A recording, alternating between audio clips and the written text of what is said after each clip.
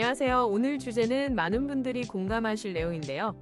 반찬을 직접 만들어 먹는 것과 완성품을 사서 먹는 것 중 어떤 선택이 더 나을지에 대해 각 분야의 전문가 의견을 들어보는 시간을 갖겠습니다. 오늘 토론에 참여해주신 세 분 전문가께 감사드립니다. 먼저 이상규 교수님, 이 문제를 심리적인 관점에서 어떻게 볼 수 있을까요? 심리학적으로 보면 요리라는 행위 자체는 단순히 음식을 만드는 것을 넘어섭니다. 직접 장을 보고 재료를 다듬고 요리하는 과정에서 몰입의 즐거움을 느끼고 완성된 요리를 통해 성취감과 만족감을 얻을 수 있습니다. 이는 자아 효능감을 높이는 긍정적인 경험이 될 수 있죠. 가족이나 타인에게 직접 만든 음식을 대접하며 애정을 표현하고 유대감을 강화하는 수단이 되기도 하고요.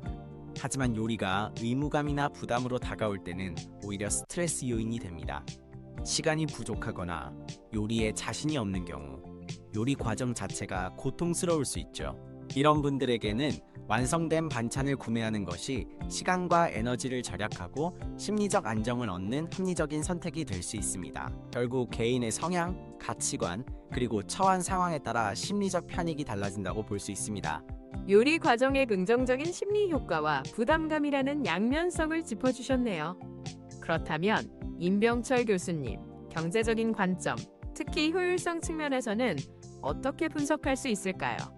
경영학적 관점에서 보면 시간은 매우 중요한 자원입니다.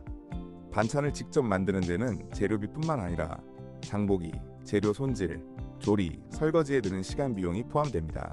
이 시간을 다른 생산적인 활동이나 여가, 자기 개발에 투자했을 때 얻을 수 있는 가치, 즉 기회비용을 고려해야 합니다. 완제품 반찬을 구매하는 것은 이러한 시간 비용을 절약하고 그 시간을 개인에게 더 높은 가치를 주는 활동에 사용할 수 있게 합니다. 물론 완제품 가격에는 유통이나 마케팅 비용 등이 포함되어 재료비 자체보다 비쌀 수 있습니다. 하지만 대량 생산을 통해 규모의 경제 효과가 발생하여 개인이 소량으로 만드는 것보다 오히려 비용 효율적일 수도 있습니다. 특히 1인 가구나 소규모 가구는 재료를 구매해도 다 사용하지 못하고 버리는 경우가 많아 식자재 낭비 측면에서도 완제품 구매가 유리할 수 있습니다. 결국 개인의 시간가치 평가와 예산 제약 하에서 최적의 효율성을 추구하는 선택의 문제라고 할 수 있습니다. 시간이라는 자원의 기회비용과 규모의 경제 효과까지 경제적 효율성 측면에서 명쾌하게 설명해 주셨습니다. 최미 교수님께서는 이 현상을 사회적인 관점에서 어떻게 해석하고 계신가요? 사회학적으로 볼 때 반찬을 사 먹는 문화의 확산은 현대 사회의 구조적인 변화와 밀접하게 연관되어 있습니다. 1인 가구의 급증, 맞벌이 부부의 보편화, 여성의 사회 진출 확대 등은 가정 내가사 노동 시간에 대한 재분배 요구를 가져왔습니다. 과거에는 주로 여성이 전담했던 식사 준비 부담을 덜어주는 대안으로 완제품 반찬 시장이 성장한 것이죠. 이는 단순히 편의성을 넘어서 젠더 역할 변화와도 관련이 깊습니다. 또한 개인의 시간 가치를 중시하고 여가를 즐기려는 라이프 스타일 변화도 한몫했습니다. 거기에 집밥의 의미도 변화하고 있습니다. 과거에는 직접 만든 음식만이 정성이고 사랑이라는 인식이 강했지만 이제는 함께 식사하는 시간 자체의 질을 더 중요하게 여기는 경향도 나타납니다. 구매한 반찬이라도 가족과 함께 즐거운 시간을 보낸다면 그것 또한 의미 있는 집밥으로 인식될 수 있는 거죠. 물론 세대 간 인식 차이는 존재합니다. 기성세대는 여전히 직접 만드는 것을 중요하게 생각하는 경향이 있지만 젊은 세대는 효율성과 개인의 만족을 우선시하는 경향이 뚜렷합니다. 이러한 변화는 소비 트렌드뿐 아니라 가족관계, 공동체 문화에도 영향을 미치고 있다고 봅니다. 최미 선생님 말씀에 깊이 공감합니다. 덧붙이자면 사회적 변화가 개인의 심리에도 큰 영향을 미칩니다. 과거에는 반찬을 사 먹는 것에 대해 죄책감이나 눈치를 보는 심리적 장벽이 있었지만 사회적으로 용인되는 분위기가 형성되면서 이런 부담감이 많이 줄어들었죠. 오히려 완제품 구매를 통해 얻는 여유 시간으로 자기 돌봄이나 관계 증진에 힘쓰는 것이 정신 건강에 더 긍정적일 수 있다는 인식도 확산되고 있습니다. 맞습니다. 시간 가치를 중시하는 사회적 분위기가 개인의 의사결정에 영향을 미치는 것이죠. 제가 앞서 말씀드린 기회비용 개념과도 연결됩니다.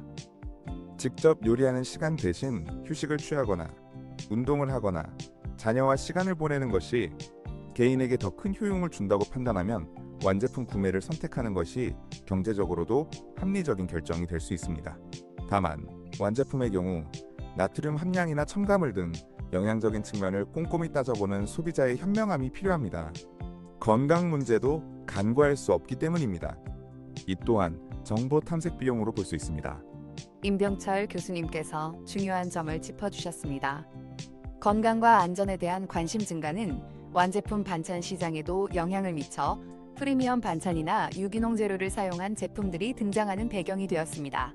소비자들이 단순히 편리함만을 추구하는 것이 아니라 다양한 가치를 고려하며 선택한다는 것을 보여주는 현상입니다. 사회적으로 공유되는 좋은 음식에 대한 기준이 다변화되고 있다고 해석할 수 있습니다.